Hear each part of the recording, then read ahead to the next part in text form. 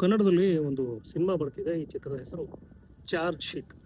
So charge sheet ಅಂದಾಗ ಇದು police related, suspense thriller ಅಥವಾ ಕ್ರೈಮ್ ಥ್ರಿಲ್ಲರ್ ಕಂಟೆಂಟ್ ಅಂತ ಹೇಳಿ ಮನಸ್ಸಿಗೆ ಶುರು ಆಗುತ್ತೆ. ನಿಮ್ಮ ಗೆಸ್ಸಿಂಗ್ ನಿಜ ಇದೆ.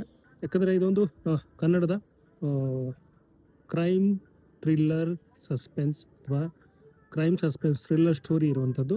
ಸೊ ಇಲ್ಲಿ ಇನ್ನೊಂದು ವಿಶೇಷವಾದ ವಿಚಾರ ಏನಂತಂದರೆ, ಇದು ನೈಜವಾಗಿ ನಡೆದಂತಹ ಘಟನೆ ಅಥವಾ ನೈಜ ಘಟನೆ ಅಂತೇಳಿ ನಾವು ಇದನ್ನು ಹೇಳ್ಬೋದು.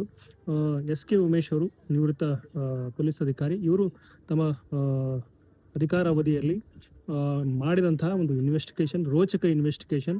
ಸೊ ಆ ಇನ್ವೆಸ್ಟಿಗೇಷನ್ನ ಕತೆ 2003-2008ರಲ್ಲಿ ನಡೆದಂಥ ಘಟನೆ. ಅದು ವಿಶೇಷವಾಗಿ ಬೆಂಗಳೂರಲ್ಲಿ ನಡೆದಂಥ ಘಟನೆ.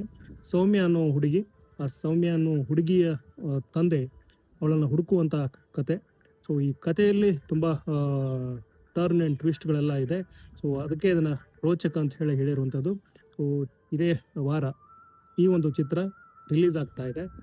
ವಿಶೇಷವಾದ ವಿಚಾರ ಏನಂದರೆ, ಇದೊಂದೇ ಒಂದು ಸಿನಿಮಾ ಶುಕ್ರವಾರ ಆಗಸ್ಟ್ 14ನೇ ತಾರೀಕಿಗೆ ರಿಲೀಸ್ ಆಗ್ತಾ ಇರುವಂಥದ್ದು.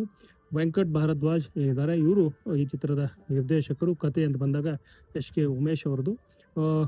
ಪ್ರಮುಖವಾಗಿ ಕನ್ನಡದ ನಟ, ಹಿರಿಯ ನಟ ಸುಂದರ್ರಾಜ್ ಅವರು ಇಲ್ಲಿ ಪ್ರಮುಖ ರೋಲ್ ಮಾಡಿರುವಂಥದ್ದು. ಬೇರೆ ಬೇರೆ ಪಾತ್ರಗಳು ಕೂಡ ಇಲ್ಲಿ ಇರುವಂಥದ್ದು. ಸೆನ್ಸಾರ್ ಮಂಡಳಿ ಇದಕ್ಕೆ UA 16+ ಏನಪ್ಪ ಸೆನ್ಸಾರ್ ಕೊಟ್ಟಿರುವಂಥದ್ದು. ಸೊ 2 ಗಂಟೆ 28 ನಿಮಿಷದ ಈ ಚಿತ್ರ. ಚಾರ್ಜ್ ಶೀಟ್ ಅಂತೇಳಿ ಈ ಚಿತ್ರಕ್ಕೆ ಹೆಸರಿಟ್ಟಿರುವಂಥದ್ದು.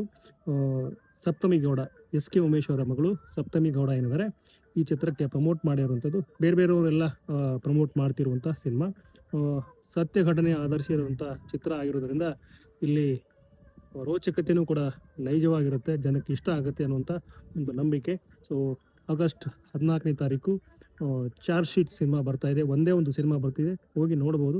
ಆ ಥರದ ಕಂಟೆಂಟ್ ಅಂತ ಹೇಳ್ತಾ ನಾನು ಈ ಒಂದು ವಿಡಿಯೋನ ಎಂಡ್ ಮಾಡ್ತಿದ್ದೀನಿ. ವಿಡಿಯೋ ನೋಡೋ ಪ್ರತಿಯೊಬ್ಬರಿಗೂ ಧನ್ಯವಾದಗಳು.